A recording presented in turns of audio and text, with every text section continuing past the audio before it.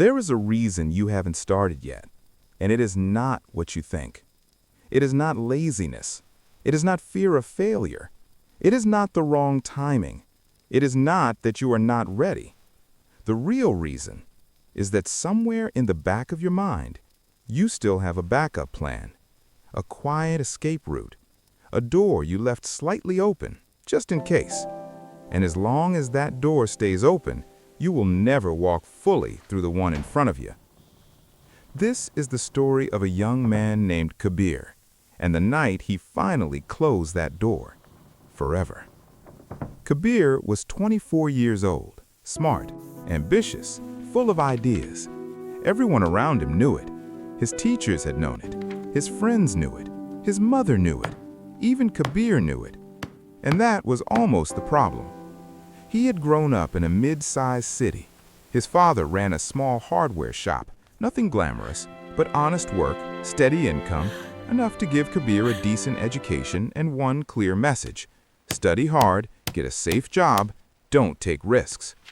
His father was not a cruel man. He was a careful one, a man who had seen dreams fail, who had watched people he knew take big risks and lose everything.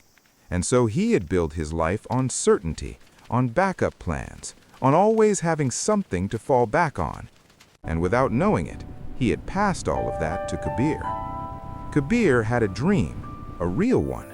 Since he was 17 years old, he had wanted to build something of his own, a creative business, something that combined his love for storytelling, design, and ideas.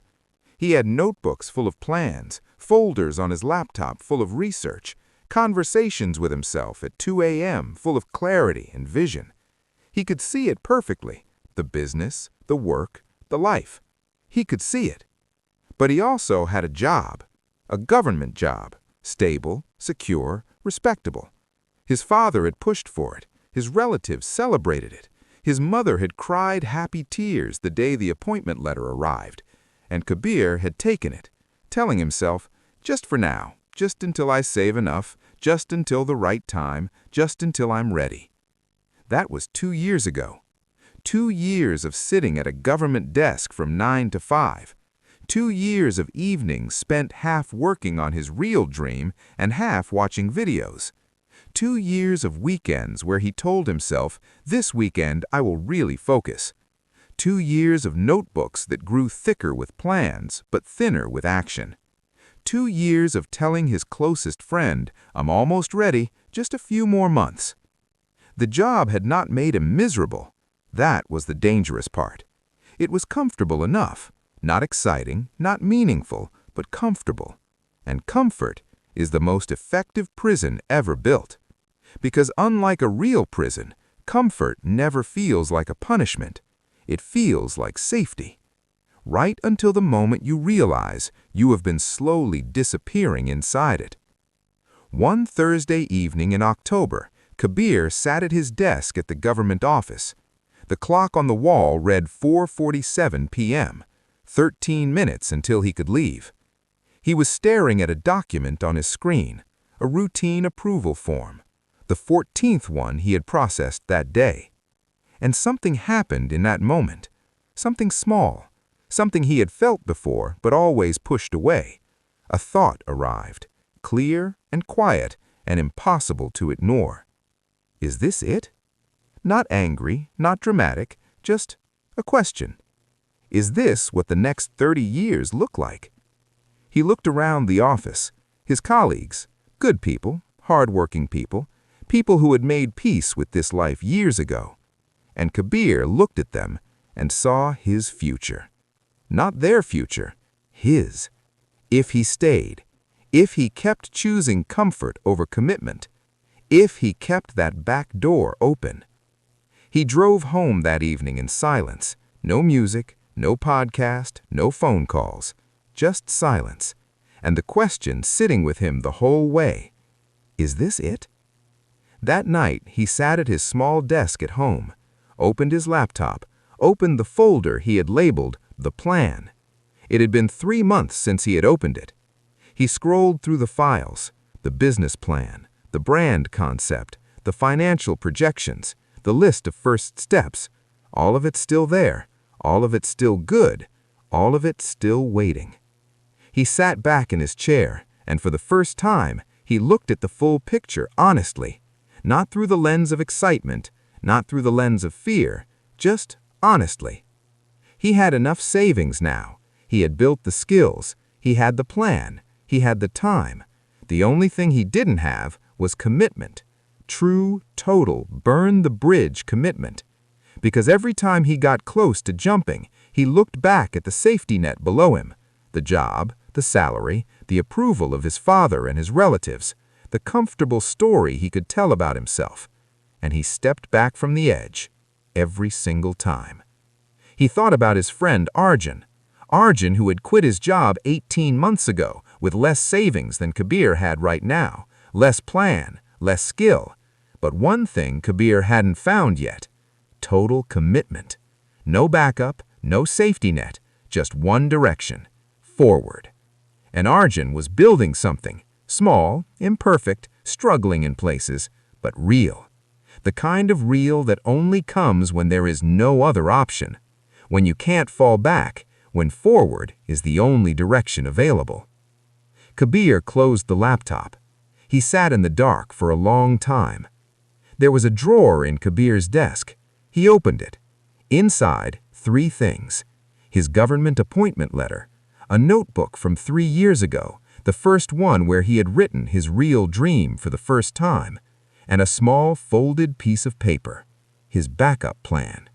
Written out clearly, the conditions under which he had told himself it was acceptable to give up on the real dream and stay in the job forever.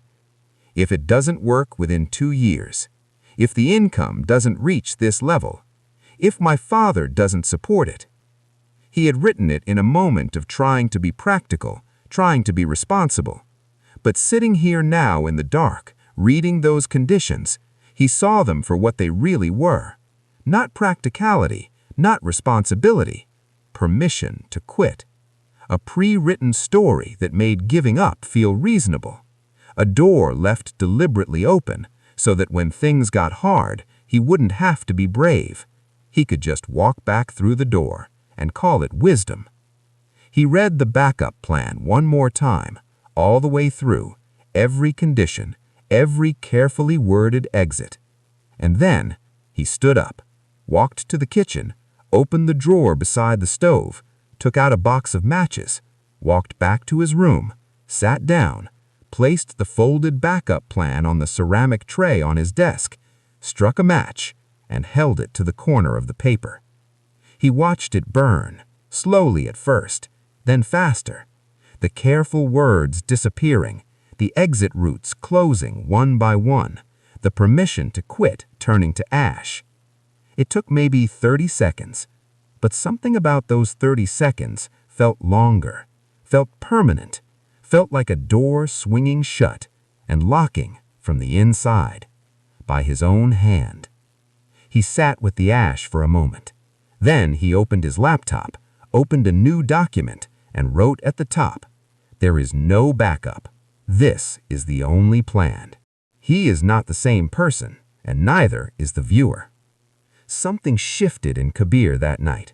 Not loudly, not with the feeling of sudden power or great motivation, just quietly, permanently, like a bone that had been slightly out of place for years, finally settling into where it was always supposed to be.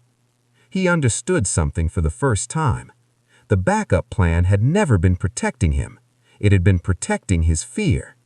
Every time the real work got difficult, every time doubt arrived, every time he hit a wall that felt impossible, your mind took you to that door and said, "Look, you don't have to do this. There's a way out."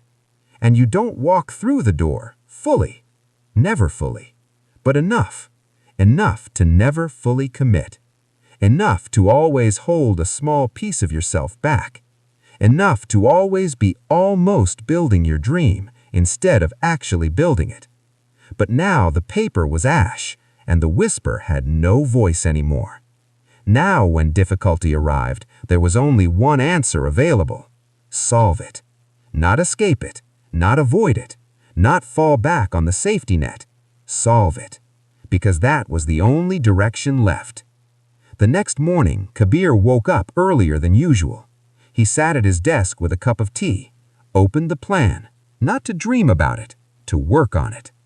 He wrote his resignation letter, slowly, carefully, with full awareness of what he was doing. He set it aside. He gave himself 2 weeks. 2 weeks to tell his family. 2 weeks to prepare properly. 2 weeks to close one chapter cleanly before opening the next one. Not running away, walking forward, eyes open. He called his friend Arjun that evening. "I burned the backup plan last night," Kabir said. A long pause. Then Arjun said quietly, "Now it gets real." "Yes," Kabir said. "Now it gets real."